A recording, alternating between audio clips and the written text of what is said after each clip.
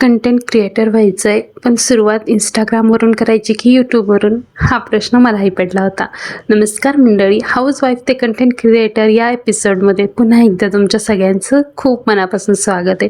आज मला ना सगळ्यात जास्त विचारला जाणारा प्रश्न की ताई कंटेंट क्रिएटर तर व्हायचं आहे, पण सुरुवात कुठून करू, Instagram की यूट्यूब? आणि माझं उत्तर खूप साधं आहे. जर तुम्ही अगदी नवीन असाल तर Instagramपासून सुरुवात करा, कारण Instagram रील्सवर छोटे छोटे बनवणे सोपं जातं. कॅमेरासमोर बोलायची सवय लागते, एडिटिंगही शिकायला मिळतं आणि लोकांना काय आवडतं हेही आपल्याला समजायला लागतं. आणि Instagram तुमचे रील्स लवकरात लवकर म्हणजे असे बूस्ट करतो. आणि जेव्हा तुम्हाला कॅमेरा यूज टू होईल तेव्हा तुम्ही यूट्यूबवर पण मिनी ब्लॉग्स सुरू करू शकतात किंवा लॉंग्स व्हिडिओ पण. आणि यूट्यूबवर लोकांशी जोडलं जायला थोडासा वेळ लागतो, पण एक गोष्ट लक्षात ठेवा, प्लॅटफॉर्म महत्त्वाचा नाही आहे, सुरुवात करणं महत्त्वाची. Instagram असो वा यूट्यूब, रोज शिकणारा आणि कंटिन्यू ठेवणारा क्रिएटरच पुढं जातो.